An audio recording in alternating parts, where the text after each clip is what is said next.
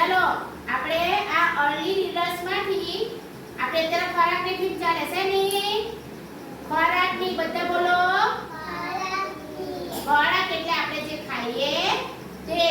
જેમાંથી આપણે આપણા શરીર માટે જરૂરી પોષક તત્વો મળી રહે બરાબર છે ખોરાકની થીમ છે આજે વાર્તા કરવાની છે એટલે આપણે આ રીનાની મીઠાઈ વાળી વાર્તા કરીએ રીનાને વાલી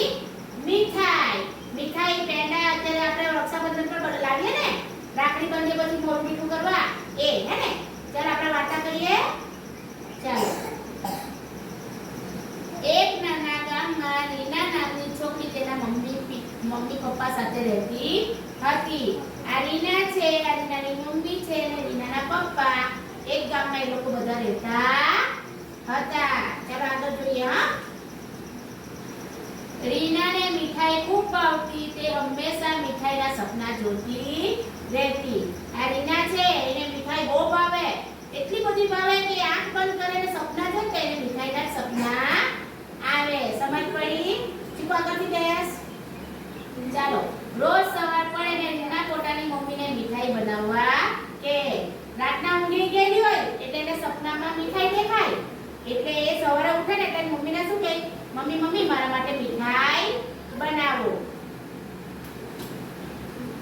ચાલો આગળ એક વખત રીનાની શાળામાંથી બધા બાળકોને રંગ પૂરવા માટે એક ચિત્ર આપવામાં આવ્યું રીનાને પણ ચિત્ર મળ્યું ચિત્ર જોઈને ખુશ થઈ ગઈ એ ચિત્ર મીઠાઈની દુકાનનું હતું આપણે આંગણવાડીમાં ચોપડીમાં કલર કરાવું છે ને તેવી રીતના રીના નિહારે જતી હતી ને તો તેને બી શાળામાંથી ચોપડીમાં કલર પૂરવાનું આપવામાં આવ્યું તો તેમાં શું હતું મીઠાઈની દુકાન આ મીઠાઈ વાળો છે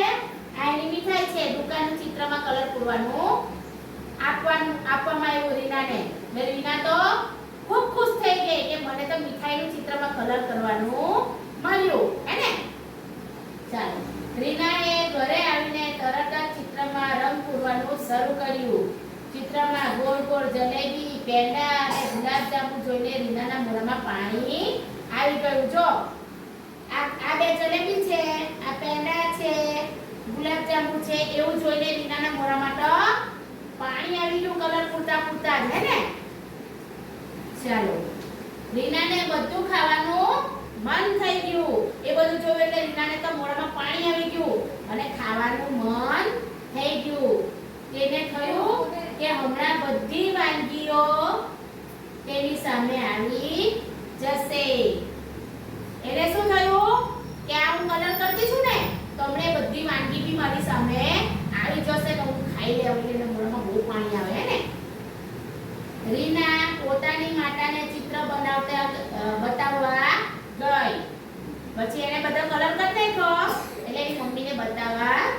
ગઈ હે ને તેની માતાએ તેને શાબાશી આપી એ મમ્મીએ કીધું વાહ વાહ વાહ વાહ બહુ સરસ કલર કર્યો તે હે ને શાબાશી આપી સુખડીના ચોરસ ટુકડા તેમજ ગોળ ગોળ લાડુ આપ્યા અને એની મમ્મીએ આ જો સુખડી બનાવેલી છે આપણે આ જોસ્નાબેન બનાવે કે નહીં સુખડી ટુકડા આપે છે ને તમને તે સુખડી અને આ લાડુ એની મમ્મી આપ્યા છે આ જોઈને રીના ખૂબ ખુશ થઈ ગઈ એટલે સુખડીને લાડુ જોઈને તો રીના ખૂબ ખુશ થઈ ગઈ કેમ કે તેના મોઢામાં તો પાણી આવતું જ હતું પેલામાં કલર કરીને હે ને એની મમ્મીએ બી એને મીઠાઈ આપી એટલે હે ને બીજા દિવસે રીનાએ જોયું કે પોતાના ચિત્રમાં સુખડી કે લાડુ નથી તેથી તેણે બીજા કાગળમાં સુખડી અને લાડુ દોર્યા આ ચિત્રને જોઈને શિક્ષિકાબેન સમજી ગયા કે રીનાને મીઠાઈ ખૂબ ભાવે છે હવે એને નિહારમાંથી જે આપેલું એની સ્કૂલમાંથી કે ભાઈ તારે ચિત્રમાં કલર કરવાનો છે મીઠાઈની દુકાનમાં તો એમાં તો શું હતું જલેબી ને મીઠાઈ ને ગુલાબજાંબુ ને એવું હતું સુખડી અને લાડવા તો